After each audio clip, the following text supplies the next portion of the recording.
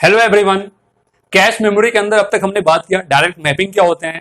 Direct mapping से related gate के question भी मैं आपके सामने लेके आ चुका हूं और साथ ही साथ मैंने ये भी डिस्कस किया कि डायरेक्ट मैपिंग के अंदर एडवांटेज क्या होते हैं, उसके डिसएडवांटेज क्या होते हैं, किस तरह से हम कॉन्फ्लिक्ट मिस का वहां पे यूज करते हैं। तो आज मेरा जो सेकेंड टाइप है कैश मेमोरी के अंदर, दैट इज एसोसिएटिव, या उसको कई बार हम फुली एसोसिएटिव मैपिंग के नाम से जानते हैं। तो आज मैं इस टॉपिक की बात करूंगा। अगर मैं इस टॉपिक की बात करूं तो अगेन मेरे पास वही कॉन्सेप्ट है, मेन मेमोरी और कैश। मेन मेमोरी की मैंने साइज यहां पे 256 वर्ड्स लिया है और हम जानते हैं कि एक वर्ड एक बाइट का होता है और जनरली कंप्यूटर आर्किटेक्चर के अंदर हमें वर्ड्स से रिलेटेड क्वेश्चन देखने को मिलेंगे। बाय डिफॉल्ट हम 1 बाइट इक्वल टू 1 वर्ड बोल सकते हैं। कई बार क्वेश्चन 2 वर्ड 4 वर्ड करके आता है तो हमें उसके अकॉर्डिंग उसको डिसाइड करना पड़ेगा कि किस तरह से हम उसको यूज करते हैं। तो यहाँ पे मेरा मेन मेमोरी 256 वर्ड्स का है और पर्टिकुलर हर ब्लॉक के अंदर मेरे पास 4 वर्ड आ रहे हैं। मतलब अगर 256 डिवाइडेड बाई मैं अगर 4 करूं तो मेरे पास 64 आएगा। मींस 0 से लेकर 63, टोटल 64 ब्लॉक्स। और हर ब्लॉक को मुझे कैश के अंदर लेके आना है, कैश मेमोरी के अंदर मुझे लेके आना है। ठीक है, कैश के अंदर जब भी हम लेके आते हैं तो कैश मेमोरी मेरा लाइन के फॉर्म में जनरेट होता है। Line number 0, line number 1, line number 2 और लाइन नंबर 3। यहां पे मैंने फिक्स किया 16 वर्ड्स। अगर मैं डिवाइड करूं 4 से तो लाइन नंबर 0 से लेकर 3 तक 4 वर्ड आएंगे। ठीक है, तो हर वर्ड के अंदर कौन सा ब्लॉक आ सकता है उसकी हम बात करेंगे यहां पे। ठीक, इसके बाद अगर मैं बात करूं block size, that is equal to line size. ये हमने फिक्स किया हुआ है क्योंकि हर ब्लॉक के अंदर टोटल कितने वर्ड हैं, 4 वर्ड है। तो 4 वर्ड के लेके मुझे लाइन के अंदर आना है। तो उसमें तो जब कुछ चेंजेस होगा नहीं, तो यहां पे कुछ चेंजेस होगा नहीं, तो जो मेरा ब्लॉक साइज है that is equal to line size. ठीक है, उसके बाद अगर मैं डायरेक्ट मैपिंग की बात करूं तो वहां पे हम फॉर्मूला का यूज करते थे m mod n, जिसके अंदर m हो जाएगा मेरे पास नंबर ऑफ ब्लॉक्स और n हो जाता है मेरे पास number of lines, cache lines. ठीक है, उसके थ्रू हम ये डिसाइड करते हैं कि कौन सा ब्लॉक किस लाइन के अंदर आएगा। क्या वो लाइन नंबर 0 के अंदर आएगा, लाइन नंबर 1 के अंदर आएगा, लाइन नंबर 2 के अंदर आएगा या लाइन नंबर 3 के अंदर आएगा।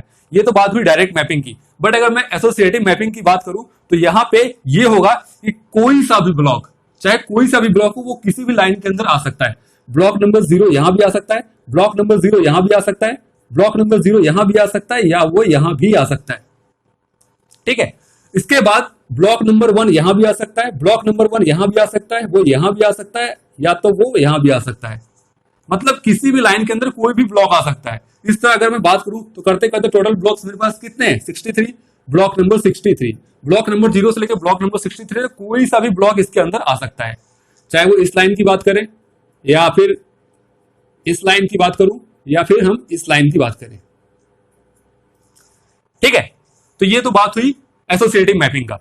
और अगर मैं डायरेक्ट मैपिंग की बात करूं तो जो मेरे पास वहां पे डिसएडवांटेज था कॉन्फ्लिक्ट मिस का, वो एक तरह से मेरे पास यहाँ पे एडवांटेज है।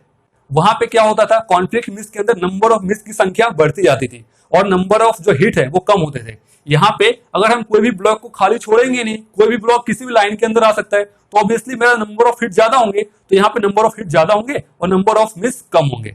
तो एक तरह से मेरा ये एडवांटेज है एसोसिएटिव मैपिंग के अंदर। ठीक है, अब अगर मैं बात करूं मेन मेमोरी का, तो मेन मेमोरी मेरे पास यहाँ पे 256 वर्ड्स हैं। ठीक है, 256 वर्ड्स अगर मैं इसको फिजिकल एड्रेस के फॉर्म में जनरेट करूं तो मेरा यहाँ पे 256 वर्ड्स है। 256 को हम 2 की पावर 8 लिख सकते हैं। 2 की पावर 8 इज 256 और 8 बिट्स जो मेरा है वो आ जाएगा क्या, फिजिकल एड्रेस। 8 बिट्स का मेरा फिजिकल एड्रेस आ गए। ये यहां से लेके यहां तक हो गया, जिसके अंदर मेरे पास पहला बिट आ जाएगा ब्लॉक ऑफसेट, या उसको हम ब्लॉक साइज लिख सकते हैं। आप जब भी इस टाइप के क्वेश्चन करना, ब्लॉक ऑफसेट के साथ साथ ब्लॉक साइज लिखना, क्योंकि कई बार एग्जाम में ऑफसेट पूछ लेता है, कई बार ऑफसेट की जगह साइज लिख के आता है, तो यहां पे आपको कंफ्यूजन ना हो। आप ब्लॉक ऑफसेट स्लैश करके ब्लॉक साइज लिखना, ताकि आपको बिल्कुल कोई भी कंफ्यूजन ना होगा। दूसरा मेरे पास यहाँ पे आ जाएगा ब्लॉक नंबर। ठीक है, अब अगर मैं ब्लॉक साइज की बात करूं तो ब्लॉक साइज आप देखिए, हर ब्लॉक के अंदर मेरे पास 4 वर्ड आ सकते हैं और 4 को रिप्रेजेंट करने के लिए कितने बिट की नीड होगी, यहाँ पे 2 की पावर 2 बिट की यहाँ पे नीड होगी, तो 2 को हम यहां लिख सकते हैं। ठीक है, अब 8 - 2 इज 6, तो 6 टोटल क्या हो गए, ब्लॉक नंबर। अब एक कॉन्सेप्ट और बता दूं मैं, डायरेक्ट मैपिंग के अंदर हम क्या यूज करते थे, block offset, line number and third is tag. तो वहां पे तो पर्टिकुलर लाइन डिसाइड था कि कौन सा ब्लॉक किस लाइन के अंदर आ सकता है। यहाँ पे तो कोई लाइन डिसाइड है नहीं, कोई सा भी ब्लॉक किसी भी लाइन के अंदर आ सकता है, चाहे वो ब्लॉक 0 हो, चाहे वो ब्लॉक 63 हो, चाहे वो ब्लॉक 1 हो, वो यहाँ भी आ सकता है, यहाँ भी, यहाँ भी, यहाँ भी। तो इस कॉन्सेप्ट की अगर हम बात करें लाइन नंबर का, तो लाइन नंबर की नीड यहाँ पे नहीं है, क्योंकि यहाँ तो लाइन नंबर डिसाइड है नहीं, हम किसी भी ब्लॉक को कहीं भी लेके आ सकते हैं।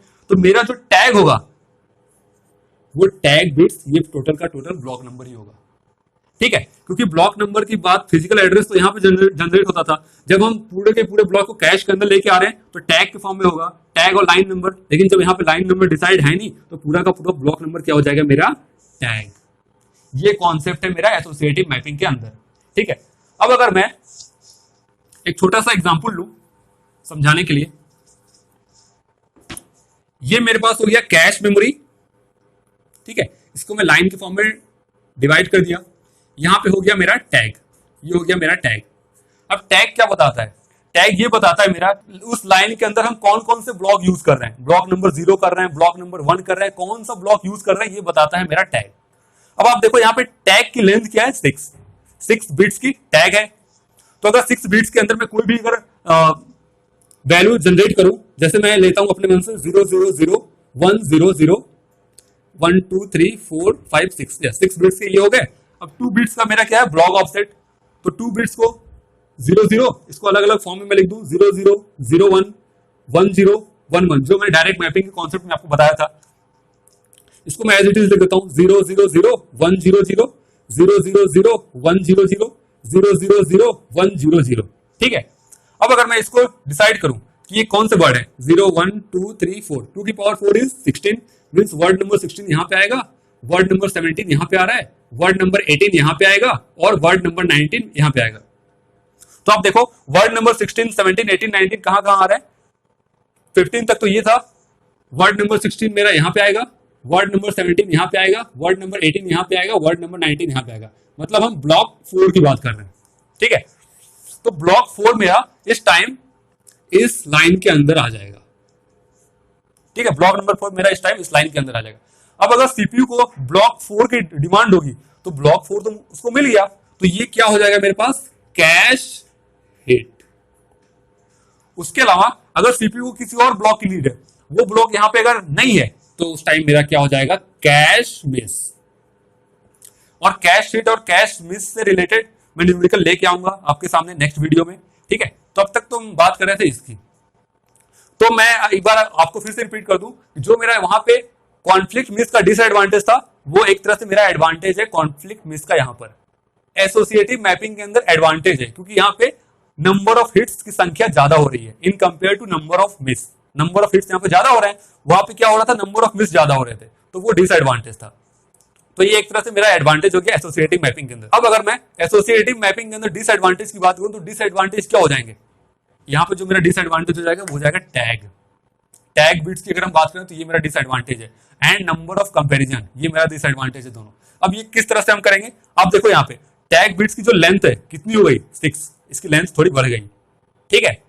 तो अब अगर मैं डायरेक्ट मैपिंग की बात करूं, तो डायरेक्ट मैपिंग में क्या होता था, जब भी हम कंपैरिजन करते थे, कंपैरिजन हम किससे करते थे, एक ब्लॉक मेरा सीपीयू को दे रहे हैं, क्योंकि पर्टिकुलर लाइन के अंदर पर्टिकुलर ब्लॉक ही आ सकता है, तो वहां पे एक तरह से नंबर ऑफ कंपैरिजन जो था मेरा 1 था। डायरेक्ट मैपिंग के अंदर नंबर ऑफ कंपैरिजन हम 1 यूज करते हैं। बट अगर मैं एसोसिएटिव मैपिंग की बात करूं, तो यहाँ पे जो मेरा नंबर ऑफ कंपैरिजन है, मुझे इससे इस लाइन से भी कंपेयर करना पड़ेगा, मुझे इस लाइन के साथ भी कंपेयर करना पड़ेगा, इस लाइन के साथ भी कंपेयर करना पड़ेगा, और इस लाइन के साथ भी कंपेयर करना पड़ेगा।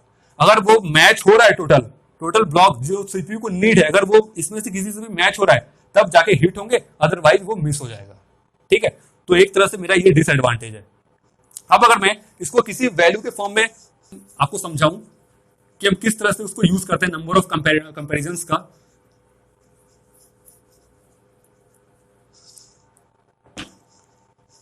तो अगर मैं नंबर ऑफ कंपैरिजंस की बात करूं, तो फॉर एग्जांपल अगर मैं कोई वैल्यू जनरेट कर रहा हूं, मेन मेमोरी की लेंथ मेरे पास है 128 KB, मैं रैंडमली कोई वैल्यू यहां पे जनरेट कर रहा हूं, कैश साइज मेरे पास हो जाएगा यहाँ पे 8 KB, ब्लॉक साइज मेरे पास आ गया 256 बाइट्स,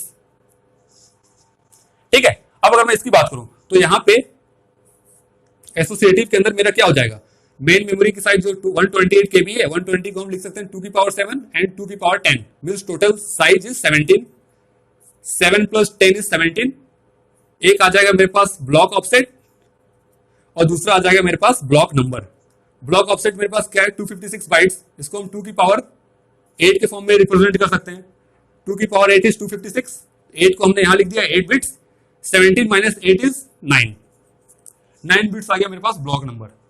तो अगर हम इस क्वेश्चन के अंदर देखें, ये जो मैं छोटा सा एक ओवरव्यू दे रहा हूं, इसके अंदर अगर मैं देखूं तो अगर कोई मुझसे पूछे कि नंबर ऑफ कंपैरिजन यहाँ पे क्या हो सकते हैं, ठीक है, नंबर ऑफ कंपैरिजन का यूज हम किस तरह से कर सकते हैं, तो नंबर ऑफ कंपैरिजन का यूज नंबर ऑफ कंपैरेटर्स की अगर मैं बात करूं तो वो मेरा हो जाएगा number of cache lines, that is equal to number of cache lines.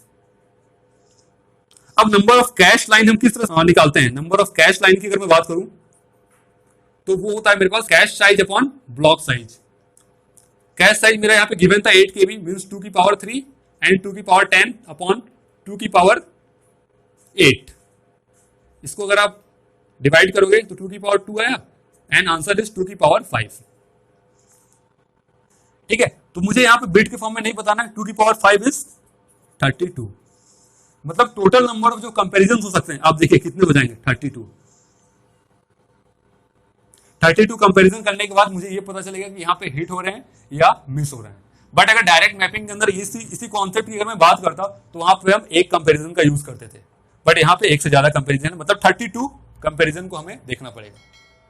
ये कॉन्सेप्ट है मेरा एसोसिएटिव मैपिंग के अंदर। ठीक है, तो इस वीडियो में मुझे बताना था कि एसोसिएटिव मैपिंग क्या होते हैं, इसका यूज हम किस तरह से करते हैं, साथ ही साथ इसके एडवांटेज क्या है और इसके डिसएडवांटेज क्या है। Thank you so much.